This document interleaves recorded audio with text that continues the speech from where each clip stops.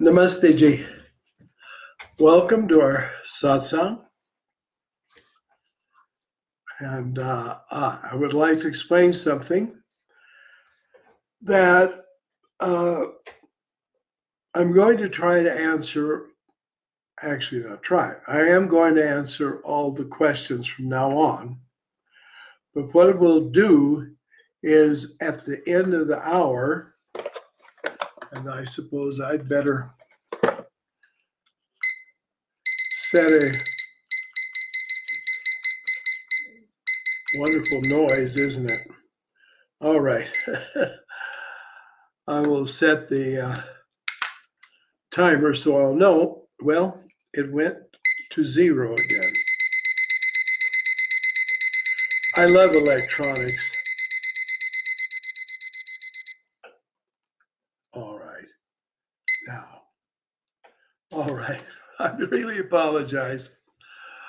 All right. So every week I'm going to answer all the questions. What I will do is at the end of the hour, that will be the end of the formal satsang. Later on, I will answer all the questions, making a video broadcast or podcast of this, and that will be posted on our website under the title Questions and Answers. So in other words, there will be today's date, and then we'll say questions and answers, part 1 or even 2 if it takes longer. Because the questions are all extremely good. I'm very, very grateful for the questions, and they're valuable questions. And I felt that I shouldn't just sort of have things hang in the air and never be know when I was going to answer them. All right, fine, thank you. I also want to remind you this is the month in which the form of God as mother, as female, is being observed in India.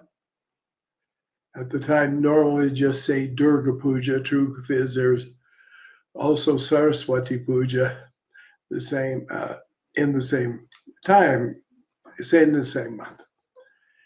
And so it's good to think about these things. It's interesting to see that there is a universal field of energy, which also is thought energy. And we can see people from opposite sides of the world sort of responding completely in a subliminal way to what's happening somewhere else in the world. By that I mean is that October is the month in India for the worship of the Devi, the goddess. There is another observance in May. That month is also observed, but it is observed very publicly. It's nothing at all as much as October, but it's there. Now, in the Roman Catholic Church, May and October are both dedicated to devotion to the Virgin Mary. Now, that's no accident. Because, of course, she is the Devi. She is also the Great Mother. So these are auspicious times. All right, fine. I will reach in the magic box and bring out our first question.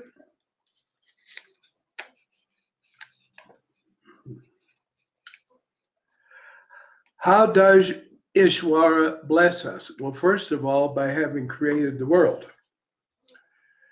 And that also will include our very own bodies in which we are evolving.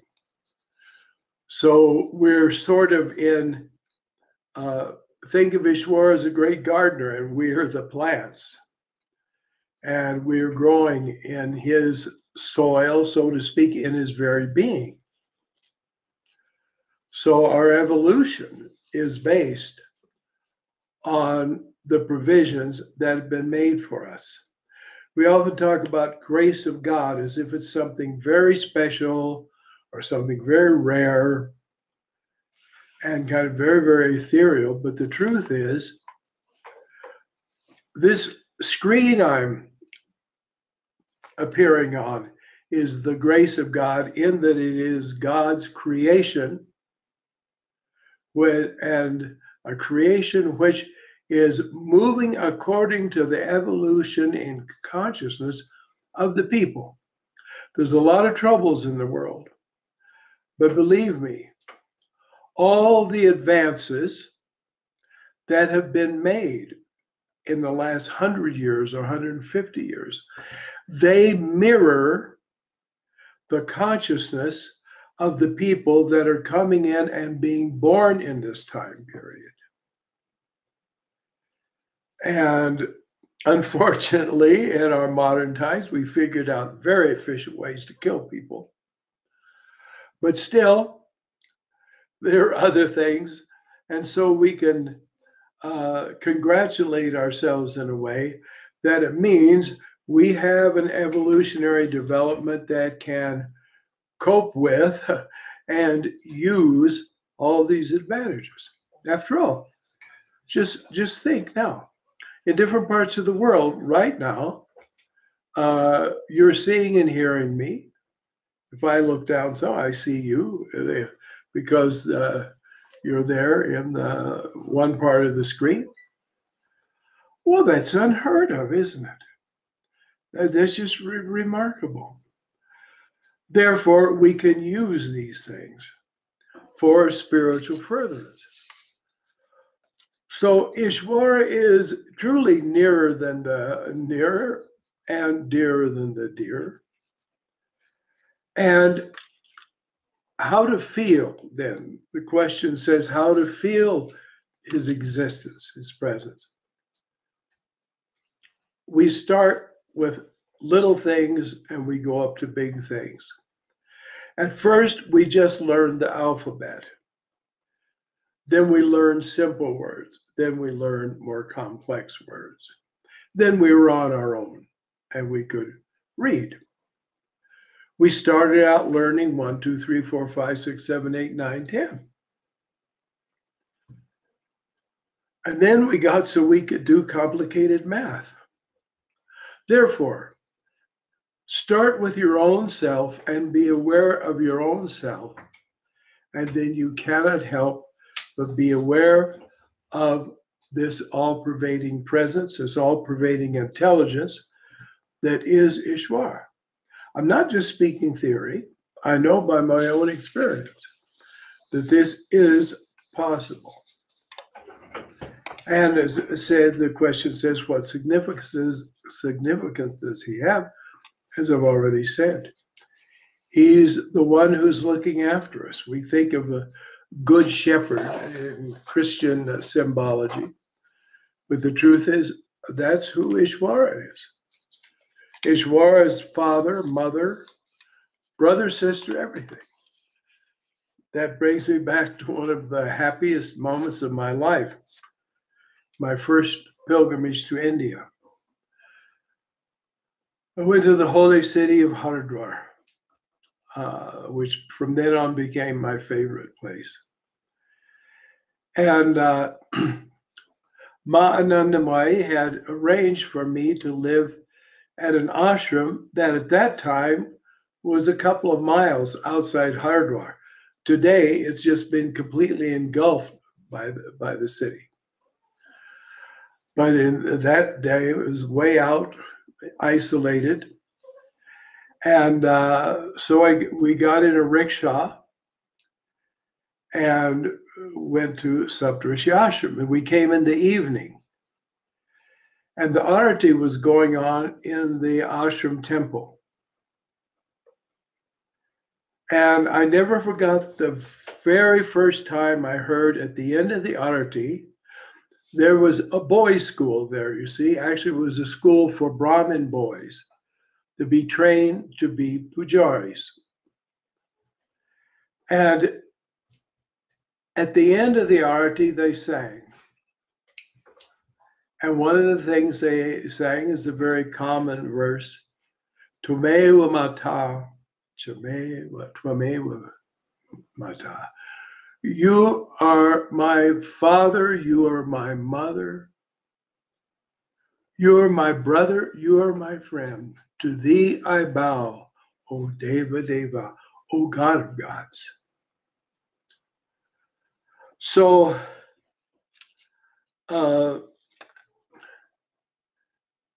this is the all-embracing life sphere of Ishwara. All right. Regarding meditation on the word Soham, my understanding is that the sound of the word has some type of vibrational quality to it that is important. Could you discuss that a bit? Also, would that vibrational aspect transcend cultures? A really good question. Thank you. Yes, of course. The very idea of a mantra means that it is a sound formula, which also means it's a sound form. That is, that in the subtle levels of the energies of the whole cosmos, the mantra actually creates a form and a field of subtle energy, which also is a vehicle of consciousness.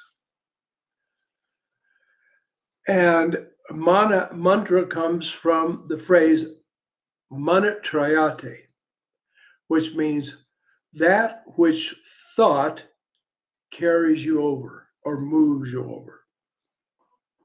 In other words, a transforming thought, even a transpositioning thought, so that you become aware of higher levels of being, even. This is a very remarkable thing. This was discovered by the great rishis in India, not anywhere else. It sounds nice and narrow-minded, but I'll tell you anyway, only India has got the whole picture. And in other places, you have the idea of magical incantations or just powerful prayers, etc. But the real science of sound, this is from India, and understands these things. So yes, Soham has a very specific vibration, but it has something much deeper. It has a consciousness in it called the Soham Bhava, which is the very knowledge, Soham or Saham, I am that, Soham. But it's not just an idea. It's not an affirmation. It is a realization. And it's deep inside. And as you meditate on Soham, which is the sounds made by the breath, on the very subtle levels of our being, when we inhale, the vibratory sound that could be translated as soul arises. And when we exhale, hum arises. So we are making that sound over 20,000 times a day when we breathe. And well, even, of course, that's even in our sleep. So it is an essential power, an essential presence in every one of us. Therefore, by following the same process, if when we have our natural breathing, when we inhale, we should intone soul. But of course, no, soul doesn't matter what note, just as long as it's intoned. And when we breathe out, hum, so hum, so hum. When we do that, it puts us in touch with the deepest aspect of our very existence. In other words, it puts us in touch with ourselves. But we've lost awareness of ourselves, so we may not realize that we are experiencing the self in meditation. But we are, and after a while we will know. This is something very, very interesting. And Soham has whole unique aspects to it that no other sound has. For example, let's say I've got this. It's a medication. I mean, it's a natural medication. And I think, well, let me elevate its vibration. Perhaps I will activate it so it'll be even more effective, which is a very legitimate idea. So I can direct my hand toward it, and I can recite a mantra, any mantra, and the vibration of the mantra will go from my hand right into this thing. If I say, Om Namah Shivaya, Om Namah Shivaya, Om Namah Shivaya, that Shiva Tattva will, in the subtle levels, be imparted to this. But if I put, and by the way, not this, if I cup the hand like it's a parabolic mirror, I know it sounds strange. I have no understanding of it. Otherwise, I would explain it to you. If I do this and mentally intone so with my breath and hum out, vibrations will not go from my hand into this. Instead, the vibration will wake up in this. This is just some essential oils. Literally, from in the depths of the atomic particles of this, the contents of this, and the very container itself, Soham will start to come up and manifest. May sound like mythology, but if you practice, you'll experience it. Soham will tell you a lot about itself if you apply.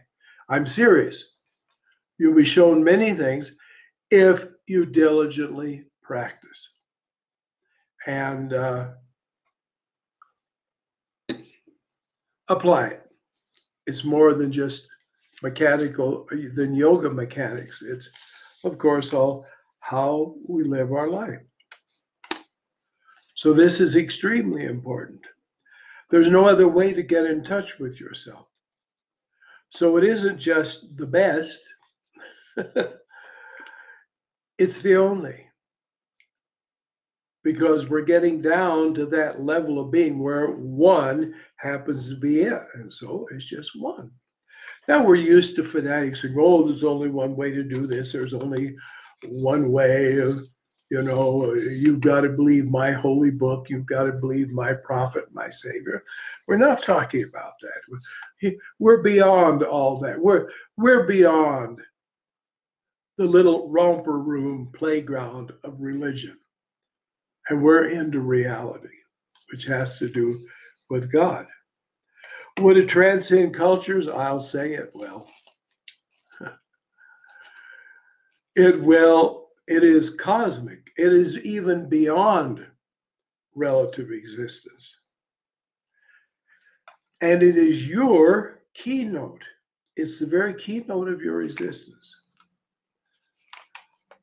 which you have been from eternity, before there was ever a world, before there could ever be such a thing as a culture. Even before you came into any form, you were, it's sort of mutual. You were being held in the hand of Soham, and you were holding Soham in your hand. But we come into this world, sensory experience overwhelms us, and we forget. You see? I don't know if anyone of you read Mary Poppins. It happens to be very metaphysical, although they're children's books theoretically. And there's one amazing story where there's a little baby, newborn, and a bird comes, perches on the window, and talks to the baby, and the baby talks back. In fact, the bird says, "Where did you come from?" And it's quite remarkable what the baby says. It's quite beautiful. So much so I'm not going to even try to bring it up out of my memory. And so the bird says, "Well, I'm going to fly away now. I have to go south." And so the baby says, "Well, when you come back, visit me. We can talk some more." The bird says, "No, I'm sorry. We won't be able to talk then because you'll have forgotten how. Now, because you're newly here, you can still talk to me. But you'll become more and more just a baby. And all you really want to do is gurgle and stick your tongues in your toes in your mouth." And the baby has kind of a anger fit, cries, says, "I will never forget." And the bird said, "We'll see." So he flies away, and then he comes back, lands on the windowsill, says to the baby, "Well, I'm back, ready for talk." And the baby goes, "Oh, oh," and sticks his toes in his mouth. So this is our problem. Remembering. There's nothing more to get or nothing more to be. It's just rediscovery. All right. Here it says Bhagavad Gita. It doesn't mention a particular question or anything. So let's talk about the Gita a bit. The Bhagavad Gita, of course, comes from the greatest or the longest epic of India. I say that because naturally those of us who love Lord Rama think, well, wait, there's Ramayana. But in the Mahabharata, we find this discourse on a battlefield between Krishna and Arjuna. And it is the universal scripture. If there's such a thing as a universal scripture, the Gita is it. 700 verses, unparalleled anywhere in the world. And therefore is worthy to be studied and read many times. Some people read the Gita and say, "Oh, I read it. That was nice." They don't ever read it again. But it's good to read the Gita every single day. Only 2 of the chapters are really particularly long. So it's easy to just pick it up. It doesn't take that long at all to read a whole chapter. And you never come to the end of understanding it. It's awesome. When I read the Gita, I didn't even feel like I was reading a book. I felt like my own true self was talking to me. Which is true, because Krishna, the avatar, in a sense, could be considered as part of the inmost soul of all beings. And I didn't feel that I learned anything. I feel that instead I remembered it. I'd forgotten it. And now I'm remembering it. Never ever had that feeling toward any other book before or ever after. It is a miracle beyond thought. Therefore, I urge you to read the Gita, read the Gita, read the Gita. There are many translations. Swami Prabhupananda's translation is called Bhagavad Gita, the Song of God, Bhagavad Gita, is the most beautiful, and it is based on the major commentaries on the Gita. It's an interpretive translation, but it's according to Shankara and other commentators. So it's very, very much worth your while. I hadn't thought, but here, let me, okay. Now, really good is this, by Winthrop Sargent. You see, it has Sanskrit text, and then here it has the words, the individual words, all defined. This is phenomenally valuable, and I recommend it very, very much. And of course, let's bring ego into the matter there by this Nirmalananda, whoever he may be.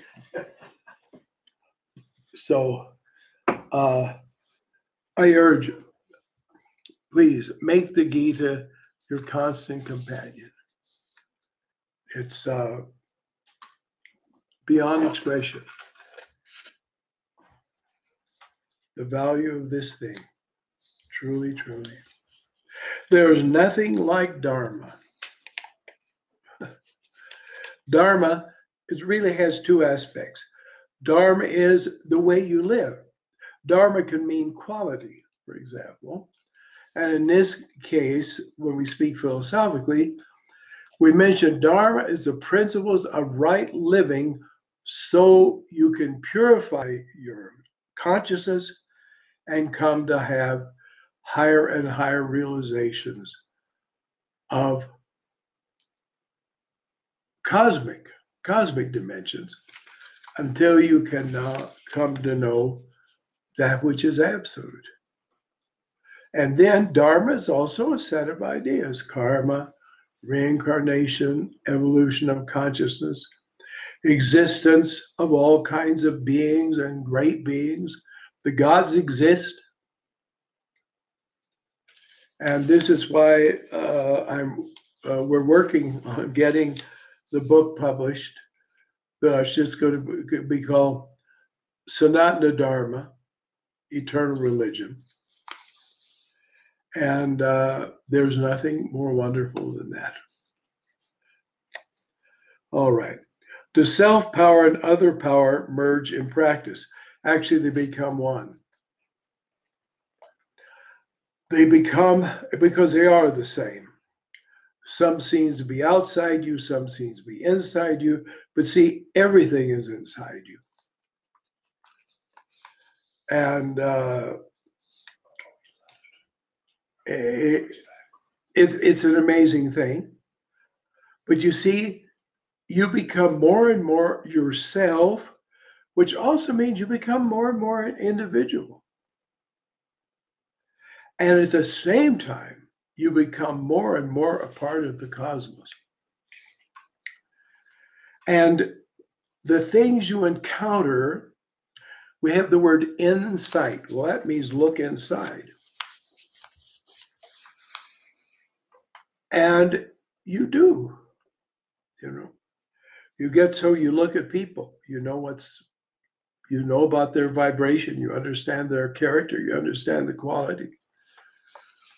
And you do. Or you look at an object and somehow you sense the essence of its existence.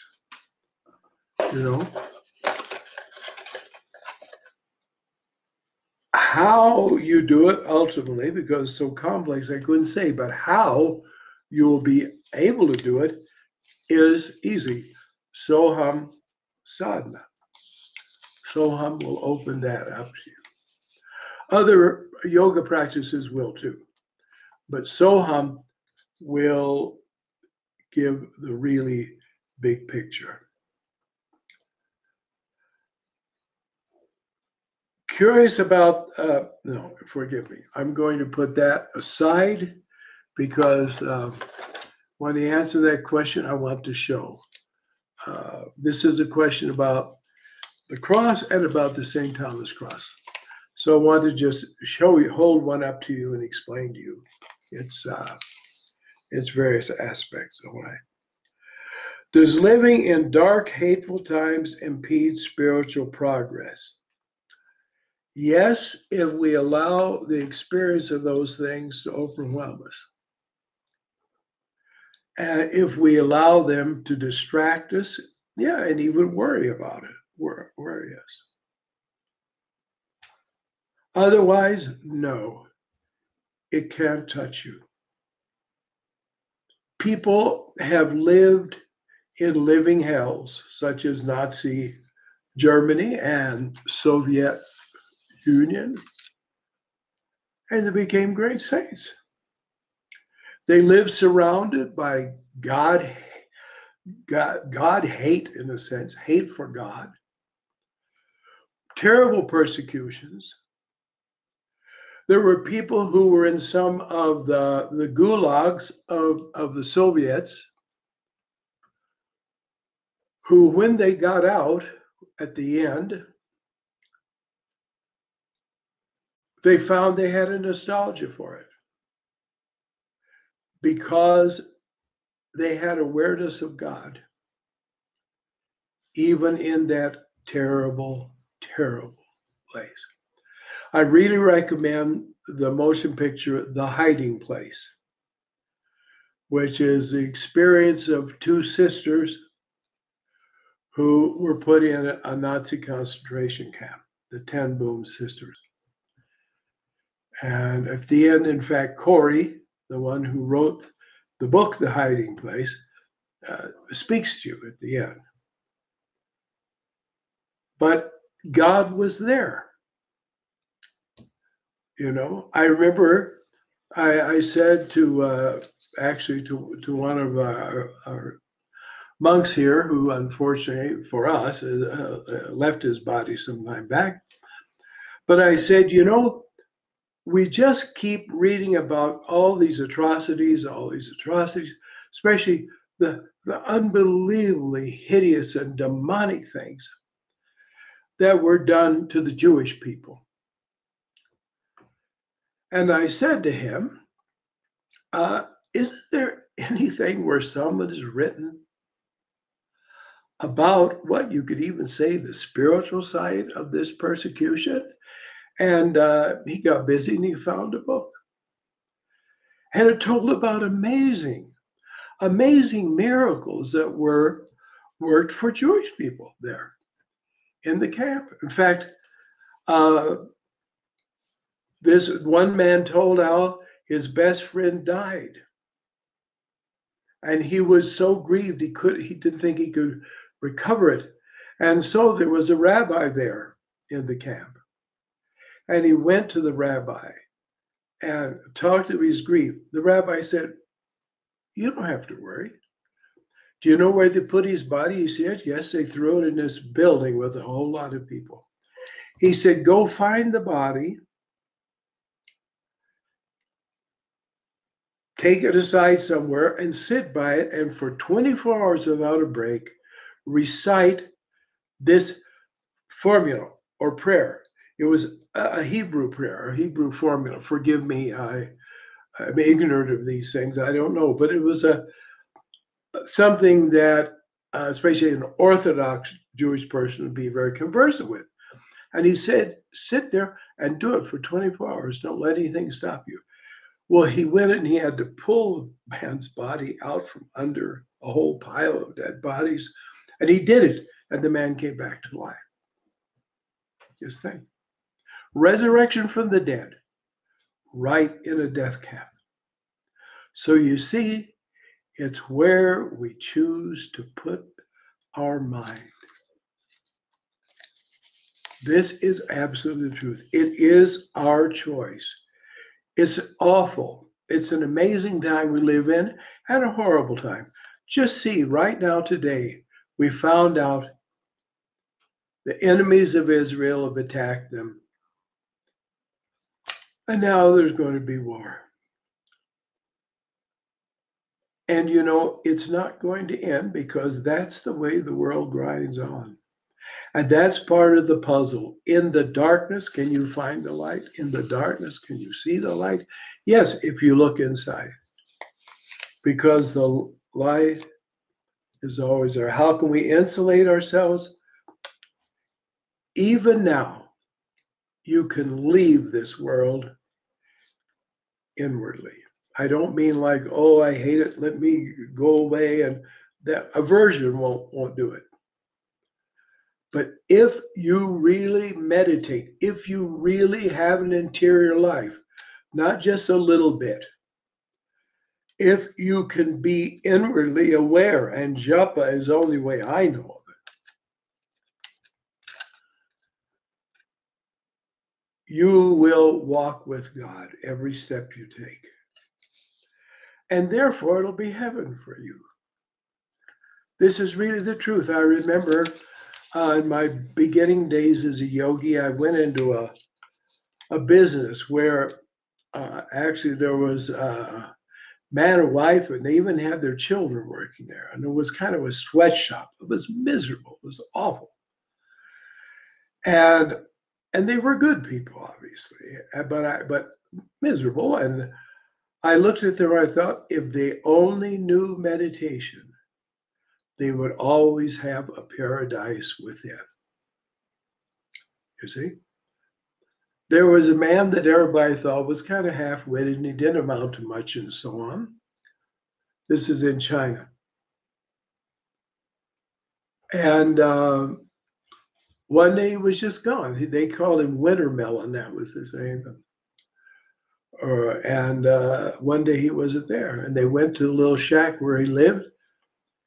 And there was a piece of paper on the floor with writing. They picked it up and the paper said, I walk through this world and nobody knows that paradise is within.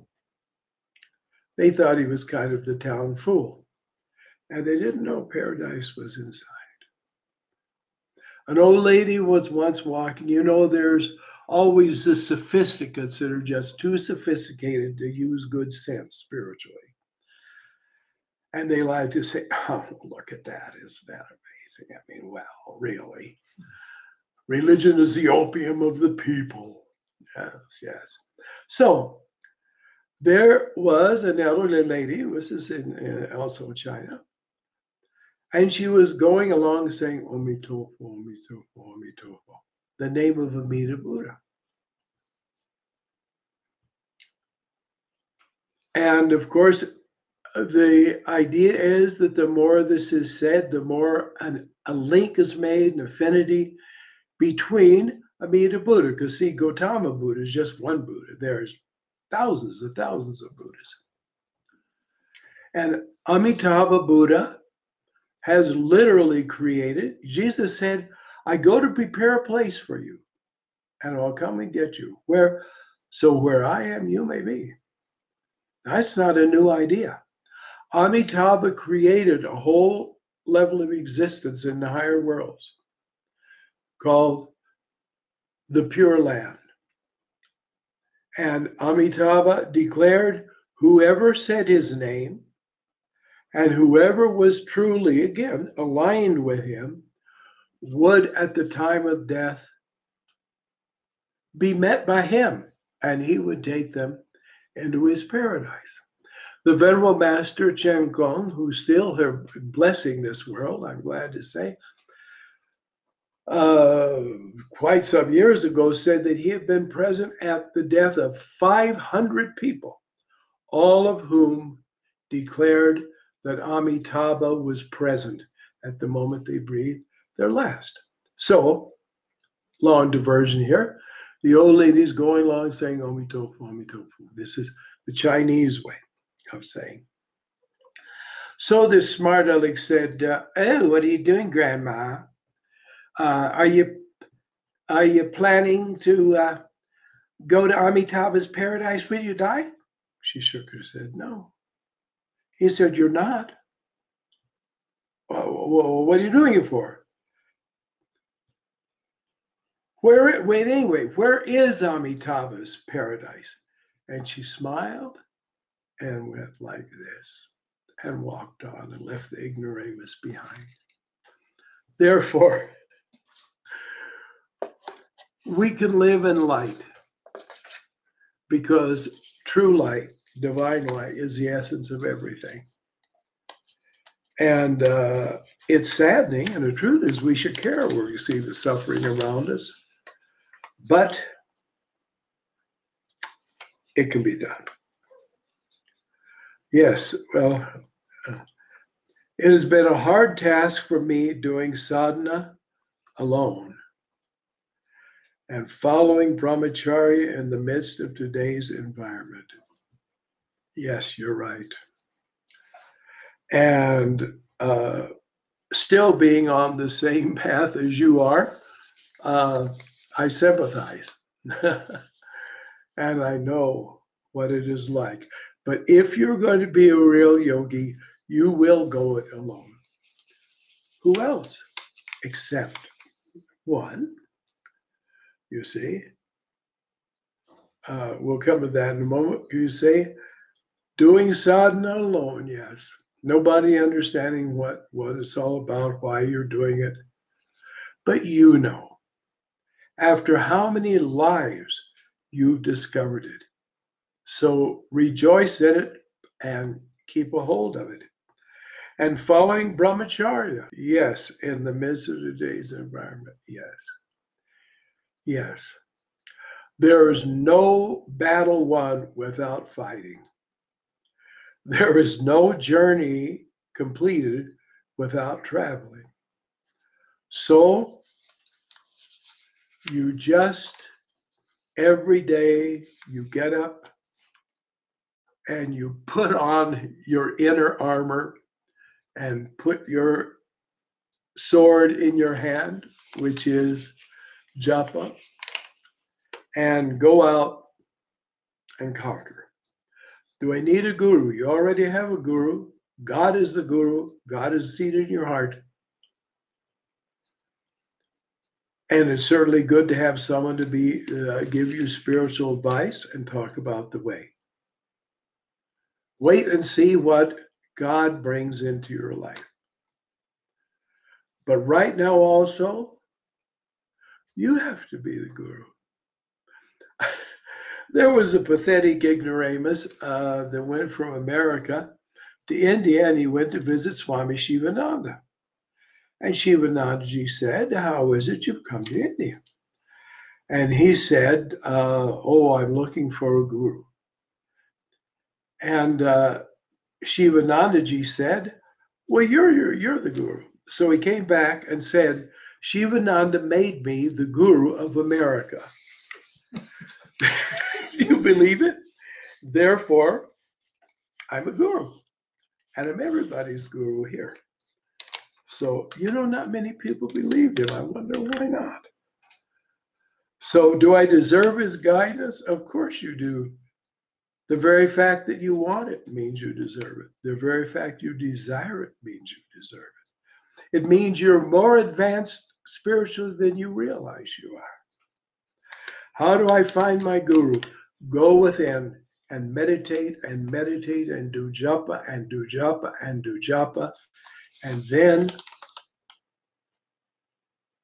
from then on, the self of yourself, God, will take care of that. You don't need to worry. You see? A lot of people go around here and there. They go to the Himalayas. They go to pilgrimage places, looking. You don't need that. I was sitting meditating one morning. I don't know how many years ago, 30 maybe or so. And I was meditating, and all of a sudden, somebody was right there. Well, I said to him, who are you? He told me who he was. Told me where he lived. Lived in Benares. I was here in America. I said, well, when I come to India next time, may I come and meet with you? Because he told me where he lived. He told me Benares, and he told me the place in Benares. He said, yes. I said, well, then I will. So I made a point of my next trip. It happened so, because there's no accidents, that on my way, I was at a certain place where Anandamayi Ma was, and there was a man there that was from Benares. And I said to him, oh, I want to go to Benares and I want to meet such and such. Oh, yes, he said, I've never met him, but I've heard of him. I said, could you take me to where he lives? He lived in the Bengali section of Kashi. It's a rabbit warren. Once you get in, you almost can't get out. He said, no, I'm not going to try. We'll just get lost. But I know where he goes daily, and I'll take you there. So he came in the morning. We got in the car. We drove along. All of a sudden, he said, well, there he is there. We were at a traffic circle. And I looked, and there were two men sitting in a rickshaw, right, directly opposite our car, though with many vehicles between us. And when I got out of the car, he got out from the rickshaw, threaded his way through, came up to me, took me by the hand and said, I happen to be very busy today, but I can come and visit you this evening in the ashram. He didn't say, where are you staying? Anything. He just said, I'll come see you in the ashram. And I said, yes. So he got back to the rickshaw and he went, and then he came that night.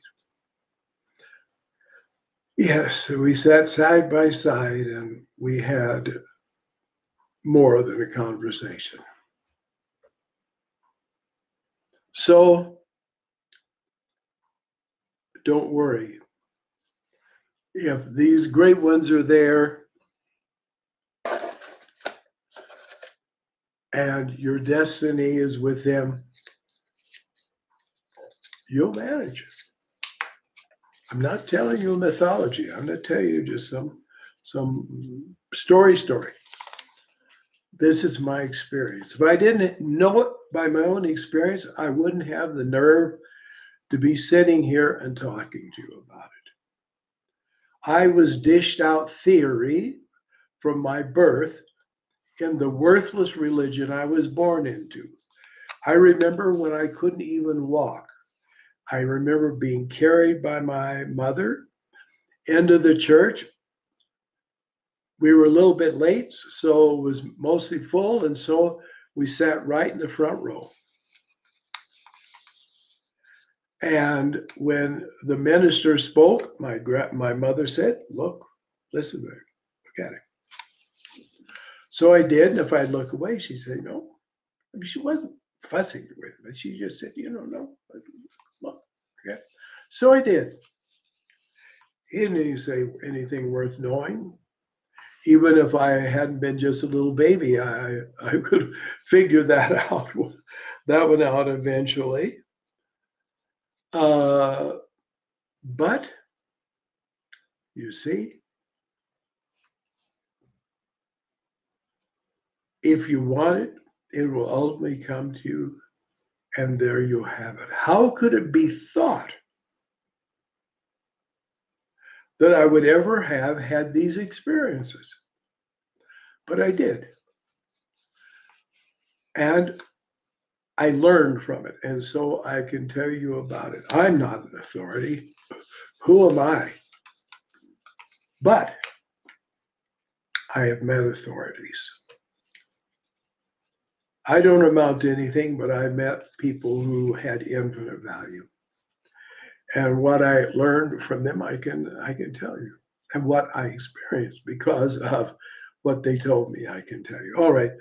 Where does the Atman reside in the body? Throughout the body, pervades the body, otherwise it couldn't live. But the center, the center control, the executive office is here in the Sahasrara chakra.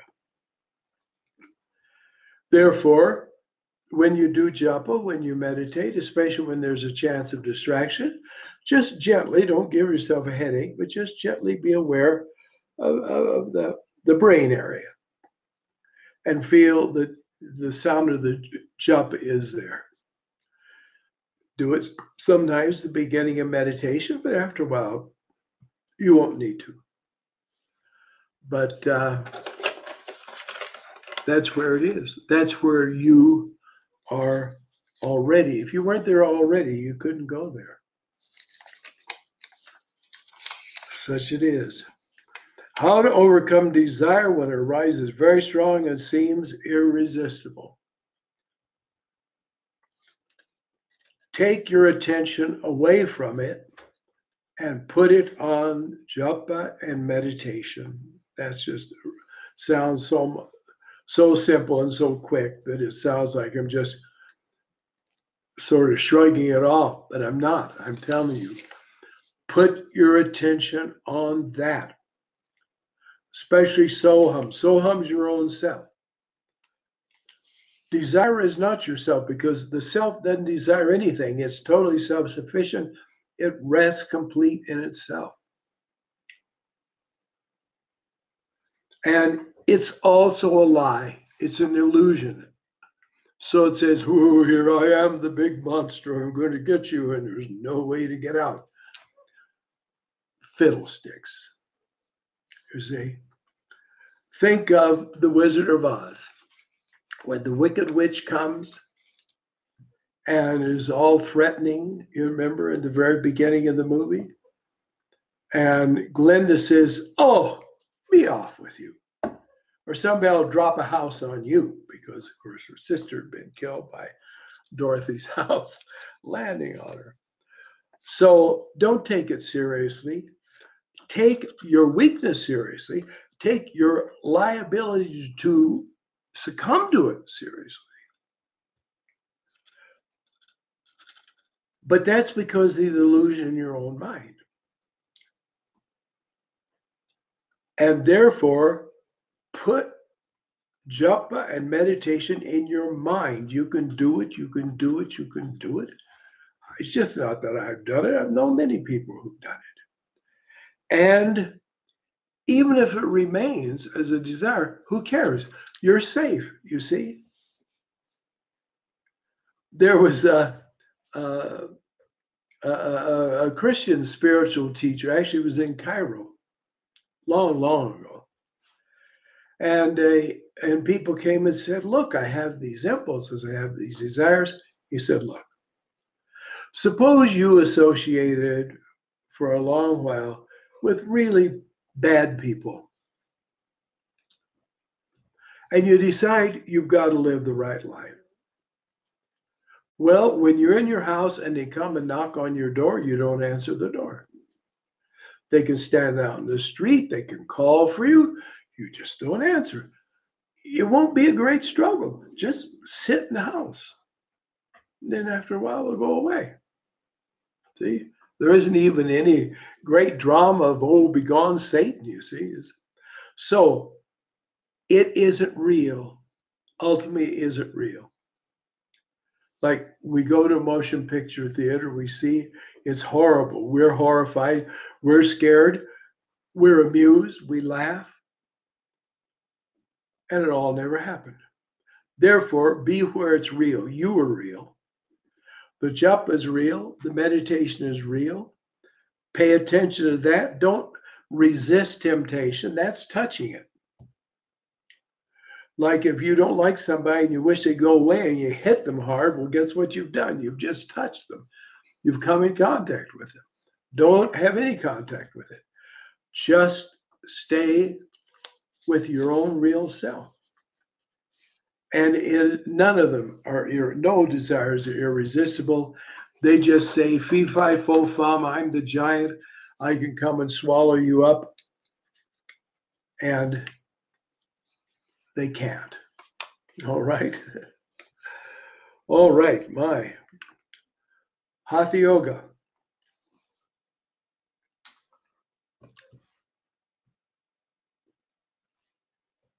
Actually, it's not a yoga. A lot of things are called yoga now that were never meant to be called yoga. Even they say bhakti yoga, jnana yoga, karma yoga. No. The real term is marga, path. Bhakti marga, jnana marga. You see? They're paths, they're approaches, but they're not yoga itself. This system of physical culture, which is extremely important and is extremely effective, is hatha kriya, purification of the body. That's the right term for it. It was the original term for it, all right? Then people thought, well, let's dress it up because yoga is such an exalted thing. The basic practices can be very good, but if you do them wrong, you are harmed. And you've got so-called yoga studios everywhere now. And you have usually half-clothed women teaching it, and a few men that like to show their muscles off to their female customers. And they've all said, I've been to Iyengar's place in India, and I am certified, et cetera, et cetera. That doesn't mean anything. If they're not yogis, I mean yogis, they're no good at it. And don't do it, because real Hatha Kriya deals with the subtle aspects of the body. And if you don't understand about it, you will truly, in good American parlance, mess yourselves up, and they will mess you up. And it doesn't matter that for a while it seems all right. For example, I know of a case where two men went to visit a great yoga siddha in South India, and they both had severe asthma. And in the visiting with the yogi, they said, they were talking with him, and he said, you know why you have asthma? Because 24 years ago, you practiced Hatha Yoga incorrectly. And I used to remember this. He named the city, actually, in India, where they had learned from this Hatha Yogi. And it took years, and then it came out. Therefore, beware, beware, beware. So be very careful. And I have no way to tell you how you decide who's qualified or not. But I'm telling you that a lot of ignorant people are harming a lot of people with this. But in itself, yes, it's remarkable. And it is very good. This I'd say, don't pay attention to sentimental talk or boasting, but if they are truly dhyana yogis, meditating yogis, I mean real, and I don't mean, all right, let's sit for 5 minutes and close our eyes before we stand on our head. No. If they're that, you see, no one is qualified to teach Hatha Yoga that cannot see your energy bodies. I'm speaking to you literally, all right? If they do not have the sight, the inner sight, to see your pranas and to see the way they're functioning in your body, they should be avoided.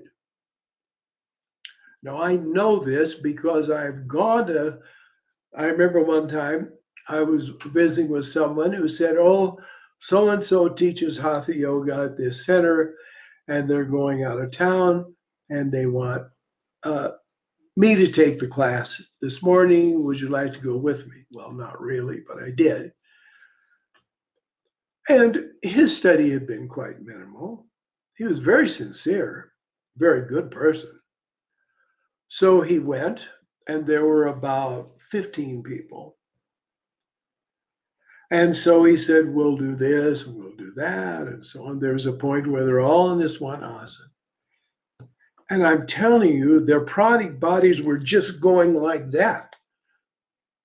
I mean, they were strained. And it was strain and stress and agitation. And he wasn't just says, yes, you're all doing well. You're all doing well. So I never said anything because I knew he couldn't see it. And therefore it wasn't qualified, but I'm not going to tell him that. Because, that's just not my place. Besides, he wouldn't have believed me. He was one of these kind of people that you can't tell anything. I remember he even wrote out in music and told people, okay, here's the Shiva mantra to sing, Om Namo Shivaya. Where's Om Namah Shivaya? And I said, I'm sorry. You see, the way it is with the rules of Sanskrit, the word no will become nama when you put it this way. And he just said, no. I said, really, not Om Namo, Om Namah. No. End of it. You couldn't tell the man anything. I was amazed. But not amazed that our hour is up. So anyway, be wary.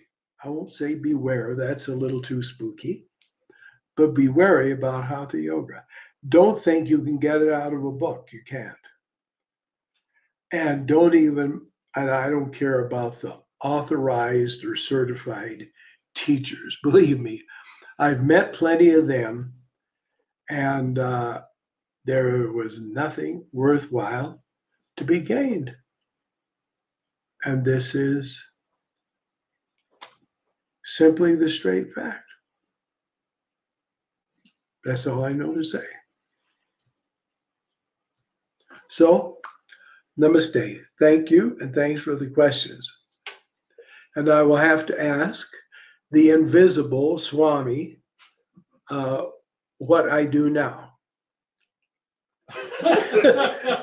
Whoa, did you see the hand coming out of the astral? Whoa, we do. Okay, what comes now? Click the stop button. What's that? Yep. All right. Onward into the infinite.